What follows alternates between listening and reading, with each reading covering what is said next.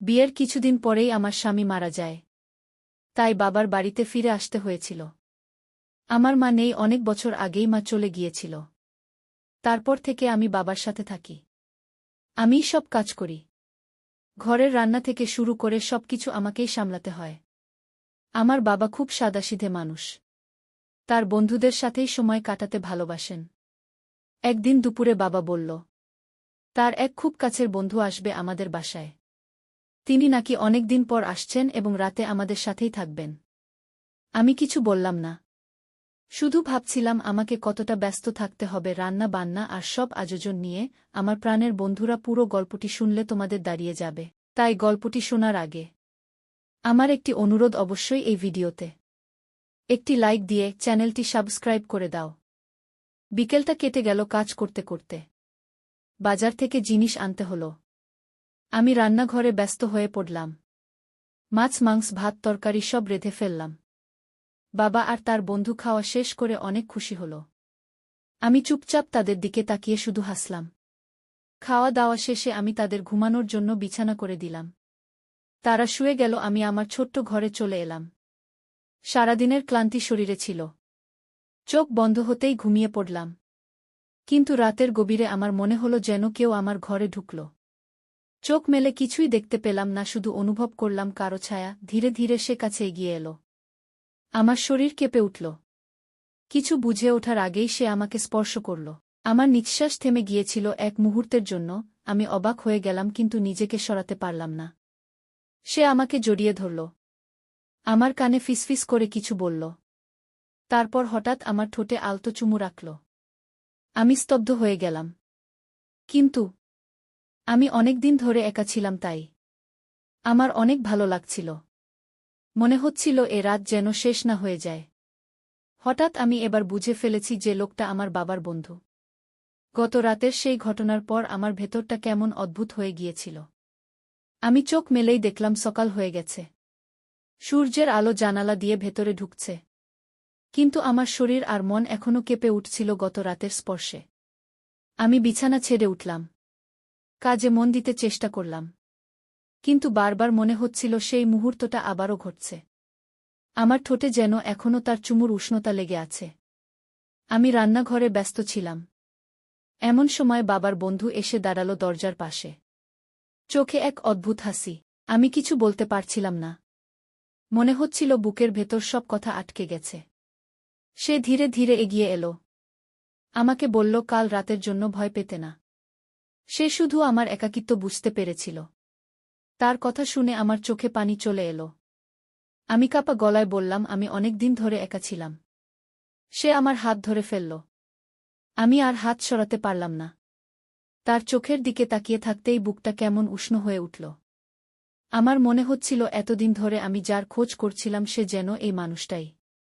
সেদিন দুপুরে আমি যখন একা ছিলাম তখন হঠাৎ সে আবার এসে দাঁড়াল। চারপাশে কেউ ছিল না। সে আলতো করে আমার চুলে হাত বুলিয়ে দিল। আমি চোখ বন্ধ করতেই তার বাহুর মধ্যে হারিয়ে গেলাম। মনে হচ্ছিল যেন পৃথিবীর সব কষ্ট দূর হয়ে গেছে। আমরা চুপচাপ দাঁড়িয়েছিলাম। কথা ছিল না, তবুও হৃদয়ের ভেতর দিয়ে কথা চলছিল। সে আমার কপালে চুমু দিল। আমি চোখ নামিয়ে ফেললাম। কিন্তু ভেতরে এক অদ্ভুত সুখ কাজ করছিল। বিকেলের পর আমরা একসাথে বসে গল্প করলাম। আমরা দুজনেই হাসছিলাম। অনেক সহজ কথাও তখন খুব মিষ্টি মনে হচ্ছিল। আমি টের পেলাম আমাদের মাঝে এক অদৃশ্য টান তৈরি হয়েছে, যেটা আমি আগে কখনো অনুভব করিনি। রাত হলে সবাই ঘুমিয়ে পড়ল। কিন্তু আমার চোখে ঘুম আসছিল না। আমি বিছানায় শুয়ে শুধু ভাবছিলাম, সে কি আবার আসবে আমার কাছে, নাকি কাল রাতটাই ছিল একবারের মতো। হঠাৎ দরজা হালকা শব্দ করে খুলল। আমি চমকে তাকালাম। সে দাঁড়িয়ে আছে দরজায়। আমার চোখে চোখ রাখতেই সব প্রশ্নের উত্তর পাওয়া গেল। সে ধীরে ধীরে আমার কাছে এলো। আমার হাত ধরল। আমি নিজেকে সরাতে পারলাম না। তারপর সে আমাকে জড়িয়ে ধরল। আমি যেন আবার বেঁচে উঠলাম। আমি বুঝতে পারলাম এটা শুধু কোনো মুহূর্ত নয়। এটা আমাদের নতুন সম্পর্কের শুরু, যেখানে থাকবে বন্ধুত্ব, ভালোবাসা আর অনেক মিষ্টি অনুভূতি। এভাবেই আমাদের দ্বিতীয় রাত শুরু হলো। আমার মনে হচ্ছিল আমি আবার নতুন জীবন খুঁজে পাচ্ছি। একাকিত্ব ভেঙে আবার আলো ফিরে আসছে। দ্বিতীয় রাতের সেই ঘটনার পর সকালে ঘুম ভাঙতেই আমার মনটা কেমন আলো ঝলমল লাগছিল। আমার মনে হচ্ছিল আমি যেন নতুন কেউ হয়ে গেছি। বিয়ের পর যে ভালোবাসা আর স্নেহ আমি হারিয়েছিলাম সেটা আবার ফিরে এসেছে। আমি রান্নাঘরে নেমেই খেয়াল করলাম বাবার বন্ধু আমাকে দেখছে। চোখে তার অদ্ভুত মমতা আর হাসি। আমি চুপচাপ কাজ করছিলাম কিন্তু মনটা কাঁপছিল। কারণ আমি জানতাম আজ আবার কিছু নতুন হতে পারে। খাওয়া দাওয়া শেষে বাবা আর উনি গল্পে মশগুল হয়ে গেলেন। আমি এক কোণে বসে শুধু তাদের কথা শুনছিলাম। কিন্তু তার চোখ বারবার আমার দিকে চলে আসছিল। আমি চোখ নামিয়ে নিচ্ছিলাম কিন্তু ভেতরে ভেতরে আমি খুশি হচ্ছিলাম। বিকেলের দিকে বাবার বন্ধু হঠাৎ বলল সে একটু হাঁটতে যাবে। আমি কাপড় শুকাতে যাচ্ছিলাম তখনই সে বলল তুমি কি আমার সাথে যেতে চাও? আমি কিছুক্ষণ চুপ করে থেকে মাথা নাড়লাম।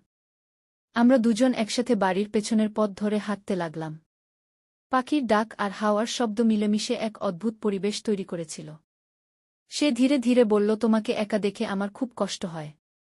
তুমি অনেক শক্ত মনের মেয়ে তবুও আমি জানি তোমার ভেতর কতটা শূন্যতা আছে। তার কথা শুনে আমি অবাক হয়ে তাকালাম। আমার চোখ ভিজে গেল। আমি বললাম আমি সত্যিই একা, আমি কাউকে পাইনি এতদিন। সে আমার হাত ধরল, আমি আর হাত সরালাম না। মনে হচ্ছিল এই হাতই আমার আসল ভরসা। হাঁটতে হাঁটতে আমরা একটা গাছের নিচে দাঁড়ালাম। সে আলতো করে আমার গালে হাত রাখল। আমার বুক ধকধক করছিল। আমি চোখ বন্ধ করে ফেললাম। তারপর অনুভব করলাম সে আমাকে বুকের সাথে জড়িয়ে ধরেছে। আমার মনে হচ্ছিল সময় থেমে গেছে। পৃথিবীটা যেন আমাদের চারপাশে ঘুরছে আর আমরা দুজন শুধু কাছাকাছি হয়ে দাঁড়িয়ে আছি। তার ঠোঁট আমার কপালে ছুঁয়ে গেল। সন্ধ্যার পর আমরা বাসায় ফিরে এলাম। বাবা কিছু বুঝতে পারেনি। কিন্তু আমার চোখে মুখে সেই দিনের আলো যেন স্পষ্ট বোঝা যাচ্ছিল। আমি আমার ঘরে বসে শুধু তার কথাগুলো ভাবছিলাম। রাতের খাবারের পর আমি বিছানায় শুয়ে পড়লাম। কিন্তু ঘুম এলো না। আমি জানতাম সে আসতে পারে। আমার বুক কাঁপছিল কিন্তু মন চাচ্ছিল আবারও তার কাছে যেতে। হঠাৎ দরজা খুলে গেল। সে ভেতরে এলো। আমার দিকে তাকিয়ে হাসল। আমি বিছানা থেকে উঠে দাঁড়ালাম। সে ধীরে ধীরে এগিয়ে এসে আমার হাত ধরল। আমরা দুজন একে অপরের চোখে তাকালাম। কোনো কথা ছিল না। কিন্তু আমাদের নিঃশ্বাসে সব কথা ভেসে উঠছিল। সে আমাকে জড়িয়ে ধরল আর আমি সম্পূর্ণ ভেসে গেলাম তার আদরে। সেই রাতে আমি বুঝতে পারলাম আমাদের সম্পর্ক এখন আর থামানো যাবে না। এটা শুধু এক মুহূর্তের টান নয়। এটা আস্তে আস্তে আমাদের জীবনের অংশ হয়ে যাচ্ছে।